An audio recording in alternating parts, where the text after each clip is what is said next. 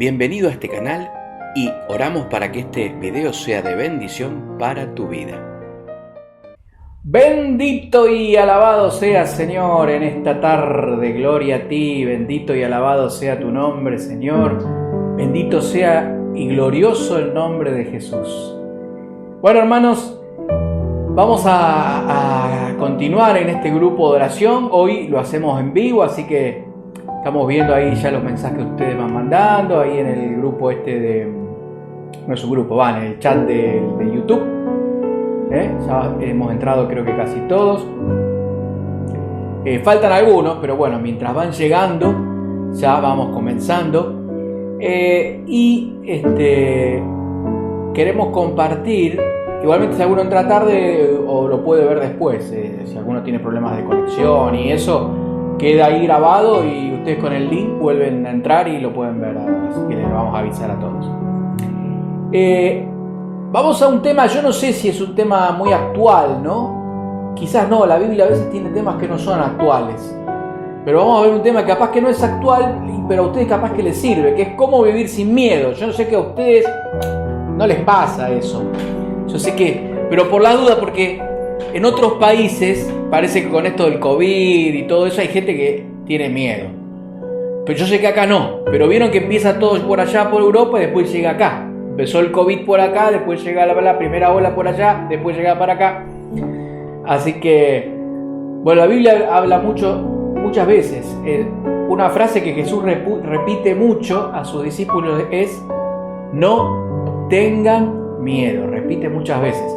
Y cuando Dios repite algo muchas veces, será porque necesitamos oírlo. No como decía un cura que yo conocí, el Padre Paco, que fundó nuestra comunidad, que decía: hábleme, Padre, que me entra por aquí y me sale por aquí, decía él, diciendo que a veces el sonido entra, pero no logramos entender en la profundidad del corazón. Por eso le pedimos al Espíritu Santo para que abra nuestra mente. Te pedimos, Espíritu Santo, y nos hagas entender lo que entra por el oído, que pase a la mente y que lo podamos comprender con el corazón, que eso es lo que queremos, para que nos sirva para la vida cotidiana. ¿Cómo vivir sin miedo? Mira, hay muchas historias en la Biblia. Hay un libro en el Antiguo Testamento. En el Antiguo Testamento, los libros más antiguos, o la primera parte más importante, no sé si los más antiguos del Antiguo Testamento, es el Deuteronomio, que son 5 libros: Génesis, Éxodo, Levítico, Números y se me fue el otro, no importa. Y el Pentateuco, Pentateuco, que son 5, Pentateuco: Génesis, Éxodo, Levítico, Números y Deuteronomio. Ahí está.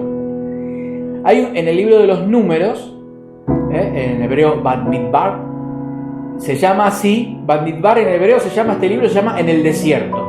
La Biblia hebrea se llama así, con la primera palabra que comienza el libro, que quiere decir en el desierto. Habla de la historia de Israel desde que, ese peregrinaje que hace saliendo de Egipto, cuando eran esclavos los judíos, van por el desierto hasta llegar a la tierra prometida. Pequeño viaje que dura unos 40 años más o menos, cuando tendría que haber durado un poco tiempo, unos 40 días o un par de meses como mucho. Pero estuvieron dando vueltas en el desierto. ¿Por qué? Por miedo. En castellano se llama el libro de los Números porque ahí se cuenta, después de que ya estaban en la tierra prometida, un censo que hace David sobre el pueblo de Israel para ver cuántos eran, y Dios eso no le gusta porque era confiar en el número y no en el favor de Dios. Y y suceden unas cuantas cosas y por eso se llama los Números. Esto es un chisme bíblico para que sepan algo de más de la Biblia. La Biblia cuenta historia. Y cuenta una historia en el capítulo 13 del libro de los Números, de este libro que les digo que se llama En el Desierto, que justamente habla de cuando el pueblo de Israel, en ese capítulo 13, llega a la tierra que Dios le había prometido, lo que sería hoy Jerusalén, y era más grande la tierra de lo que hoy tienen los judíos, pero toda esa zona que rodea a Jerusalén, la Jerusalén actual, que era la tierra que Dios les había prometido antes de salir de Egipto, una tierra que emana leche y miel, una tierra llena de favores, habiendo cruzado todo un desierto, una tierra donde había agua, donde había olivos, donde había miel, donde había árboles. Imagínense cruzar un desierto donde no hay nada, de nada, encontrar un lugar donde hay todo eso. Era como un paraíso. Y eso es lo que Dios le había prometido. El problema es que cuando llegan a la tierra prometida, no estaba vacía. Había ocupas. Habían ocupado una tierra que no les pertenecía, que era para otros. Dios la había destinado para otros. Ese era el problema. Como si a vos te regalan una casa muy linda, llegás y está ocupada y no la podés habitar. O sea, un gran problema. Y ellos habían cruzado todo el desierto, habían luchado con pueblos, habían pasado sed, habían pasado hambre, habían pasado calor, estaban un poco cansados. Y cuando se encuentran con esta realidad no reaccionan bien una gran parte del pueblo. Es lo que nos pasa a veces nosotros en la vida, en medio de nuestros desiertos.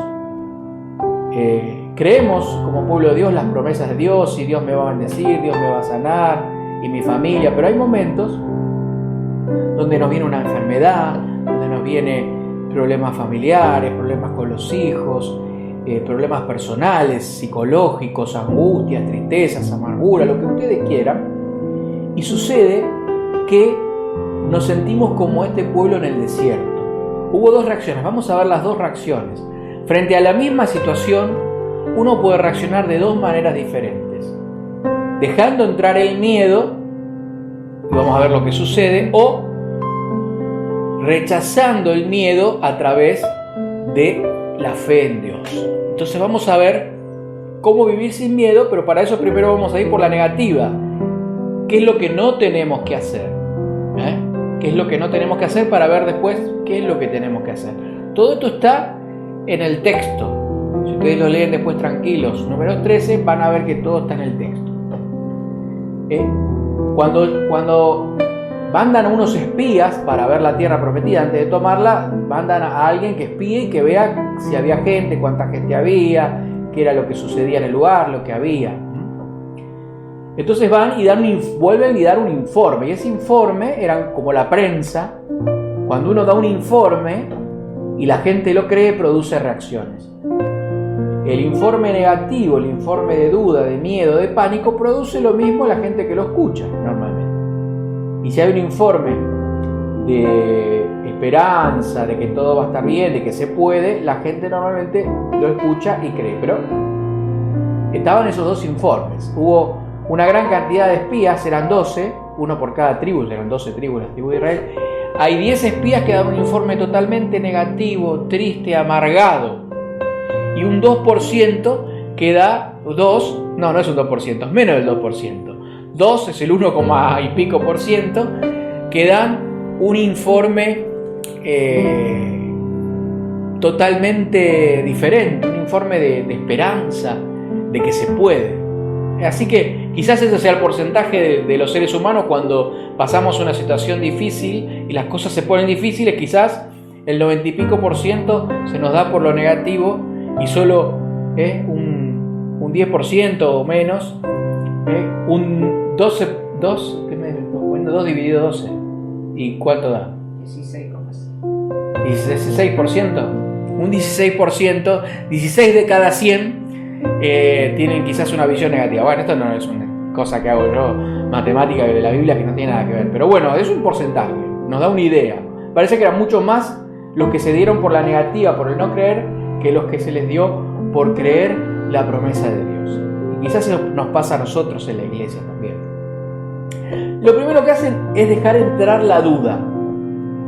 Dejan entrar la duda. La tentación viene por una duda. Ven todo ocupado. Ven que era un pueblo poderoso, que estaba fortificado, que tenían murallas, que tenían ejército,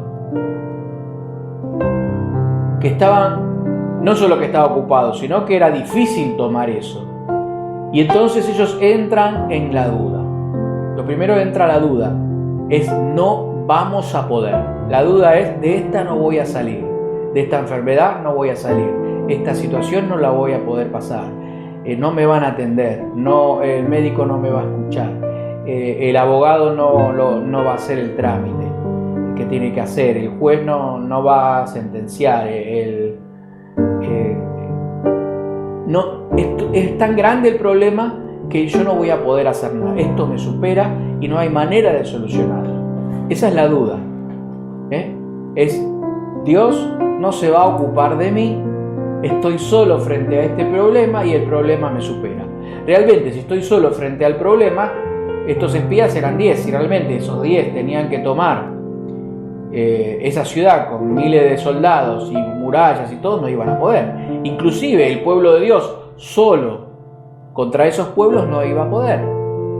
Era verdad, era algo lógico, no era algo ilógico. O sea, el pueblo de Israel eran muchos, pero no era un pueblo de guerra. Si no tenían armas de guerra, tenían algunas armas normales, pero no tenían armas de asedio para derribar muros y para tomar. Realmente no es que era un informe disparatado. Digamos que cualquier persona normal y lógica podía tener ese miedo, pero había una promesa de Dios que la tierra era de ellos. Y cuando Dios promete, hay algo que va más allá de la lógica, porque está el poder y la fuerza de Dios de nuestro lado. Cosa que ellos no tuvieron en cuenta. Pero la duda no tiene en cuenta ese poder de Dios. Entonces, la duda engendra la desconfianza de Dios. Esa desconfianza nos lleva al miedo. Desconfiar de las promesas de Dios nos hace engendrar la desconfianza, nos hace ir hacia el miedo. Fíjense cómo ahora cambia de decir algo real, que los otros eran poderosos, que la ciudad estaba fortificada, que eran del pueblo de Anak, que eran personas grandes, de alta estatura, eran personas de 2 metros, personas muy altas al lado de los israelitas, muy corpulentas, y estaba todo ocupado. Dice, no hay ni un lugarcito para nosotros. Todo eso era verdad, pero ahora pasan a describir, dice, y nosotros éramos como langostas delante de ellos. Ahí ya empieza la exageración, porque por más que ellos midieran 1,60 y los otros midieran 2 metros, no eran como langostas, eran como hombres más petizos. Y eso es lo que nos pasa frente a los problemas. Nos sentimos como langostas, como saltamontes. Ya se desproporciona en nuestro interior a través de la desconfianza y el miedo, y ahí nos entra entonces el miedo a ganar. Porque ya no es que solo vemos la realidad como es, sino que ya nos pasamos de rosca y ya vemos que todo es imposible, que todo va a estar mal, que todo es negro, que nada me va a salir bien, que todo el futuro va a estar mal, que nada va a suceder, etcétera, etcétera, etcétera. Entonces ya la cuestión se pone complicada. Segundo, ese miedo, si lo dejo engendrar en mi corazón, si sigo con esos pensamientos día y noche, lo dejo que aniden, lo dejo que sigan trabajando dentro nuestro, nos llevan a la desesperanza. Dice que, como dejaron anidar eso en su corazón, y todos los que habían escuchado lo que ellos decían también, se pusieron a llorar toda la noche. Estuvieron toda la noche llorando. En vez de tomar una determinación, porque podrían haber dicho, bueno, nos volvemos, no sé qué, vamos a buscar armas, vamos a armar armas de asedio, nos vamos a preparar para tomar la tierra prometida. No podemos ahora, pero quizás dentro de un año podemos, vamos a entrenarnos, vamos a hacer arietes, a hacer columnas para tomar la ciudad. No, se ponen a llorar. Entran en la desesperanza, esto es imposible, les invade la angustia, la desesperanza, y se quedan ahí llorando. Y no con un llanto que no sirve para nada, que no es sanador, sino que es destructor, porque es el llanto de la desesperanza, no es un llanto sanador. Hay llantos buenos, sanadores, cuando Dios nos consuela, pero hay llantos que no sirven para nada, pero tienen que salir, pero salen porque entró esa desesperanza.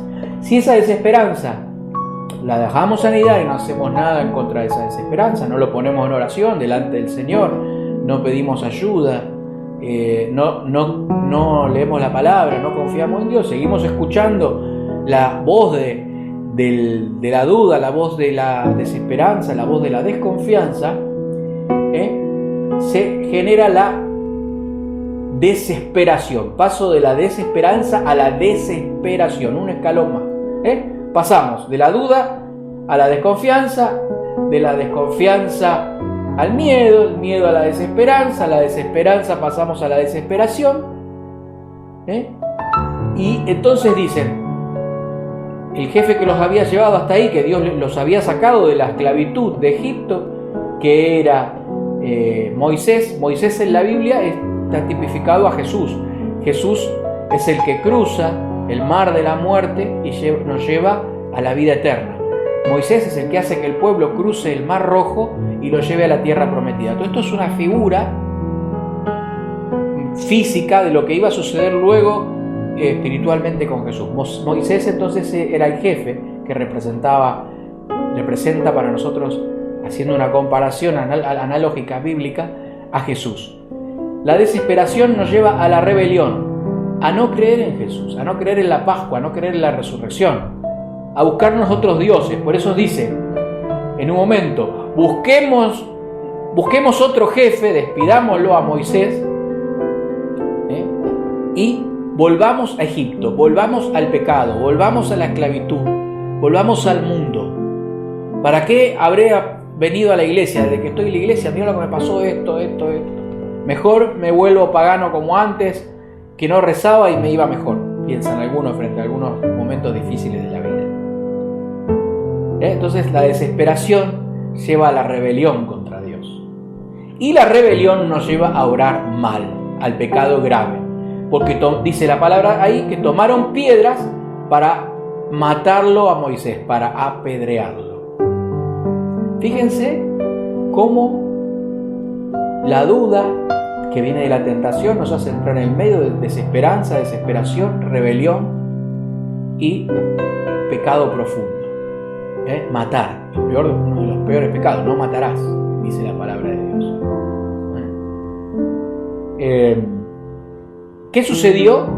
Entonces, lo más interesante con el otro grupo, liderado por dos, Josué y Caleb. Josué un joven, Caleb un hombre ya más mayor. Eran un equipo que trabajaba para el Señor, que van a ser después los ayudantes de Moisés. Y que ellos vieron lo mismo, fueron al mismo lugar, les pasó la misma situación, estaban en el mismo desierto. Y dar otro informe totalmente distinto. Es como en la vida, dos personas pueden estar viviendo la misma enfermedad, la misma situación desesperada, la misma falta de trabajo, el mismo problema con los hijos, y cada uno puede reaccionar y ver las cosas de modo distinto. Vos y yo decidimos no lo que nos pasa, sino cómo afrontamos lo que nos pasa. Y eso es lo que Dios quiere darte el poder en esta noche, para que aprendas a vivir sin miedo, para que no llegues a la desesperación, a la rebelión, sino que cambies tu manera de pensar para que cambie tu manera de vivir. No con tu esfuerzo solamente personal, no con un método psicológico, sino con el poder de Dios, con el poder de la fe que le podemos pedir a Dios cada día. Cambiá, Señor, esto que no es bueno, esto que me está tentando, y haceme tener fe. Hacé que cambie mi forma de pensar y vivir. El Señor, cuando vos le pedís, te va a ayudar. Amén. Muy bien. La fe es confianza en Dios. Y la fe engendra la valentía frente a la dificultad. Ellos dicen, es verdad, eran poderosos, son poderosos, están fortificados. Dicen el mismo informe, está todo ocupado, eso es verdad, dicen. Pero ellos, ¿qué dicen? Si Dios está con nosotros, los venceremos. No niegan la realidad. La negación de la realidad, decir no hay pandemia, el virus no existe, no te hace que no te enfermes. Ya hay un montón de gente que inclusive han salido por internet, youtubers, estos que hacen filmaciones, que decían que la pandemia no existía. Me acuerdo hace ya unos cuantos meses, era de Checoslovaquia, de un país de esos, que se la pasó diciendo que no existía, y se iba a todos lados para demostrar que el virus no existía. ¿Y qué le pasó? Lo agarró el coronavirus y se murió. Porque no es porque uno niegue las cosas psicológicamente, a mí no me va a pasar, a mí no me va a pasar, y yo diga, soy fuerte, a mí no me va a pasar, yo no lo... Eso, cuestiones de la nueva era que no tienen nada que ver con la fe católica. No es de eso lo que estoy hablando. Ni de que psicológicamente hacer un cambio psicológico, porque el cambio psicológico, está bien, me sirve a mí para ser positivo. Como decía, había un programa a la noche cuando yo era adolescente, había no me acuerdo, Raúl Portal, que decía, hop, hop, hop, hop, todo va a mejorar, hop, hop, hop, mogello. Está bien, eso psicológicamente sirve, está bueno ser positivo, pero no estoy hablando de ser positivo, estoy hablando de tener fe. Ellos dicen, si Dios está con nosotros, los venceremos. No dice que no va a haber batalla, no dice que no va a tener que pelear, no dice que no va a ser difícil, no dice que no hay oposición, dice, si Dios está con vos, vos lo vas a vencer. Y yo te digo esta noche, hermano, Dios está con vos. Hermana, Dios está con vos. Y aunque tengas poca fuerza, aunque estés hecho una piltrafa, aunque estés viejito, viejita, aunque parezca que ya nada se puede, vos podés vencerlo con la fuerza de Dios en vos. Eso es lo que enseña la Biblia. ¿Amén? La fe, que es confianza, que engendra la valentía, y la valentía, cuando la empiezo a practicar, esta confianza en Dios que engendra la valentía, esa valentía practicada cotidianamente se convierte en esperanza. Ellos dicen, los otros habían dicho, después de que vieron la realidad, ya dijeron algo irreal, éramos como langostas. Ellos también ahora van a ver algo como irreal, pero para el otro lado. Vieron que eran más grandes, vieron que eran poderosos, pero dicen, esos enemigos son pan comido. Me lo voy a comer como un chipá, dirían los paraguayos. Me lo voy a comer como una torta frita, diría la santiagueña. Me lo voy a comer como un bizcochito de grasa, diríamos acá, tomando un matecito en Buenos Aires. Esto también es irreal, pero es la esperanza. Esta irrealidad está basada no en una cuestión psicológica, sino en la esperanza que engendra la fe que se hace valentía en nosotros. Me lo voy a comer crudo a mis enemigos porque Dios está conmigo. Es como si decir, mira, voy a ir a jugar un partido de fútbol, los hombres que somos menos me van a entender. Y en el equipo está Maradona, imagínense que está vivo, Messi, está Filiol, está Kempe, está Bertoni, está Enzo Francescoli y yo. Vamos a ganar, no vamos a comer. ¿Por qué? ¿Por mí? No, porque aunque yo no juegue, con el equipo que tengo, ganamos. Hermano, que vos no tengas fuerzas, vos tenés el Espíritu Santo, tenés al Padre, tenés al Hijo, el poder de Dios, la intercesión y el poderosa de la Virgen María, de los santos, de los ángeles. Vamos a ganar, estamos en el equipo ganador. Son pan comido. Cualquier demonio que te quiera destruir, si te agarra vos solo, te hace de goma. Ahora, si vos estás en el equipo con Jesús, sos ganador. No hay miedo que pueda entrar sabiendo que estás en el equipo ganador con semejantes jugadores. Nada puede salir mal.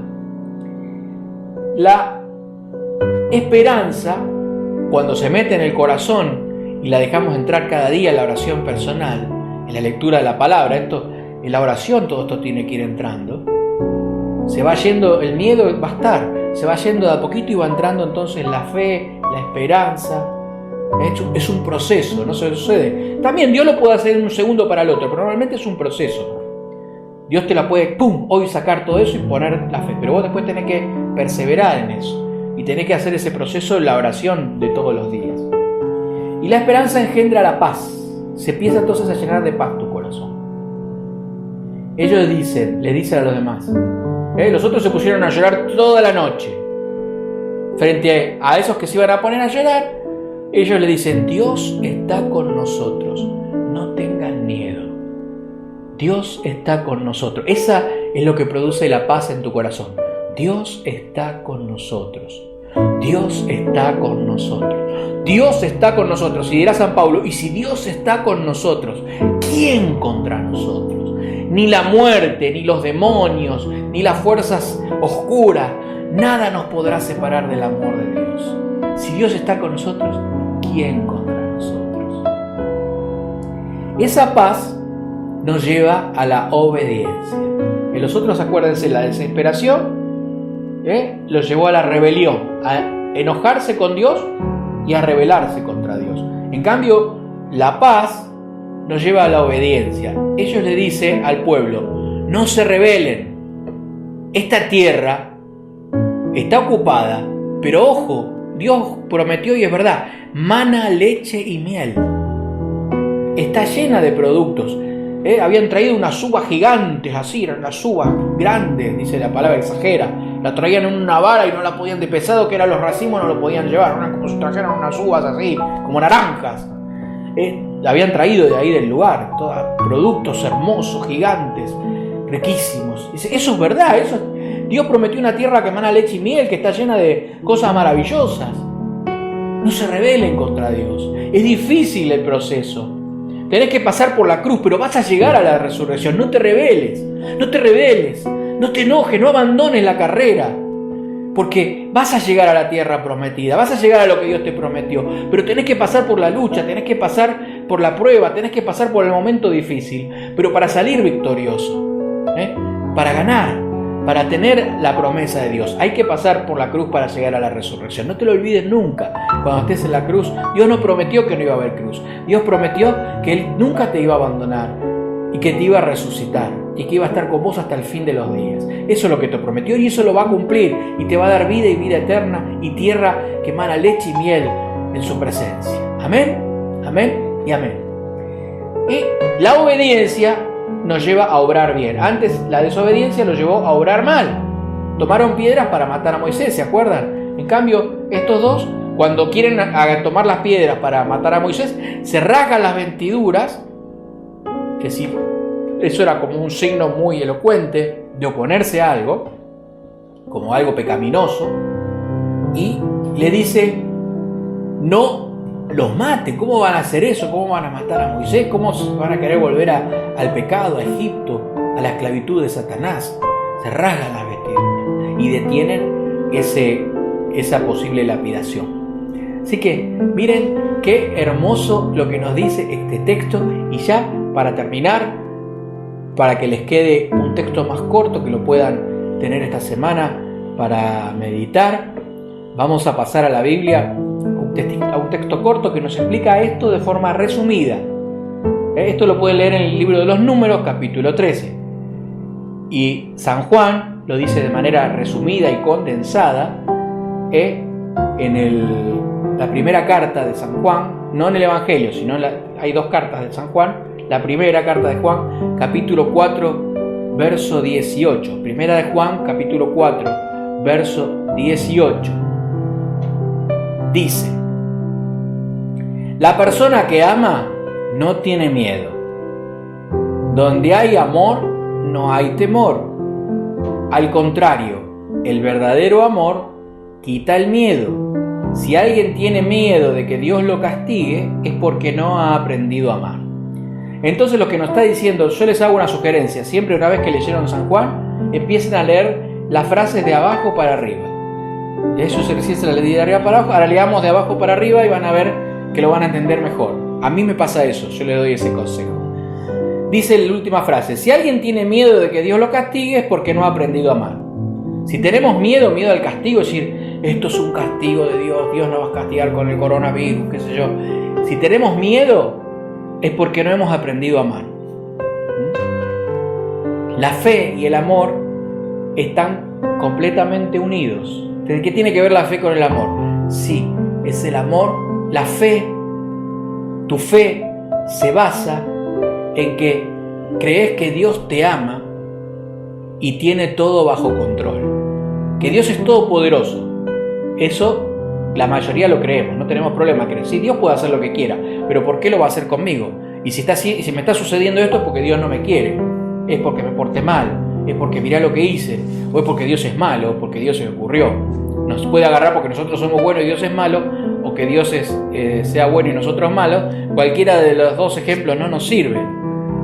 Porque tener fe es creer que Dios es bueno, es creer que Dios es amor, es que Dios nunca va a querer nada malo para nosotros y que tiene todo bajo control, que Dios no perdió el control. Dios no está colapsado como los sanatorios con el coronavirus. Dios no está colapsado en el cielo. Dios sabe lo que está haciendo y yo tengo que creerlo. Esa confianza es confianza en su amor. Si alguien tiene miedo del castigo, de que le pase algo malo, de cuál va a ser el futuro, es porque no se ha dejado amar por Dios, no ha aprendido todavía a conocer el amor de Dios. Nos pasa a todos, nos lleva toda la vida esto. Cada vez que nos sucede algo malo, tenemos que aprender a dejarnos amar por Dios. Dice, el verdadero amor quita el miedo, el verdadero amor quita el miedo, no el amor que enseña al mundo, el amor de Dios que te envuelve, el amor de Dios que te llena de paz, que te llena de promesas, que te hace cambiar la forma de vivir, quita el miedo. Por eso, ¿cómo vivir sin miedo? Aprendiéndonos a dejar amar por Dios. En la oración tengo que aprender a dejarme amar por Dios. Señor, enséñame a amar. Y para aprender a amar, dice el mismo San Juan, el amor consiste en que Dios nos amó primero. Tenemos que dejarnos amar por Dios. Porque donde hay amor, dice, no hay temor. Donde entra el amor, ¿vieron? Es como el aceite y el agua. Si ustedes tienen un vaso, llénenlo con aceite, una rayita de aceite así, y empiecen a echar agua. Agua, empieza el aceite a subir, no se juntan. El aceite es menos pesado, sube y se derrama. Y va a quedar el vaso lleno de agua y el aceite afuera. De la misma manera, si ustedes tienen el aceite es el miedo y ustedes le empiezan a echar amor de Dios, confianza en Dios, fe en Dios, amor de Dios. Empieza a subir el aceite del miedo, y se derrama para afuera y sale afuera de ustedes. Y ustedes quedan adentro llenos de amor y sin temor. Porque donde hay amor, no hay temor, no se pueden juntar, no se mezclan. Lo podés mezclar así, batís el aceite con el agua, yo lo hacía de chico, y después al ratito se vuelven a separar. Dice, la persona que ama no tiene miedo. Esa es nuestra meta, hermanos. Esa es nuestra meta. Aprender a amar para echar fuera el miedo. Para que, como estos hombres en el desierto, que creyeron en el amor de Dios, se dejaron llenar por las promesas de Dios y su corazón cambió. Esa es nuestra meta, ese es nuestro trabajo, ese es el hombre santo, el hombre perfecto, el hombre que va a entrar en el cielo sin ningún miedo. Al cielo no se entra con miedos, o nos sacamos los miedos ahora o los sacaremos en el purgatorio. Pero para entrar al cielo hay que ser santo, y los santos son aquellos que aprendieron a que el miedo se fuera de ellos y se llenara su corazón de amor. Pidámosle entonces al Espíritu Santo en esta noche que nos enseñe esto. Si este video fue de bendición para vos, te pedimos que nos ayudes con algo muy sencillo. Suscríbete al canal, en la campanita, y dale me gusta al video. De esta manera vas a estar ayudándonos a que el buscador de YouTube nos ponga en un lugar más arriba. Muchas gracias. Que sea un día bendecido para vos.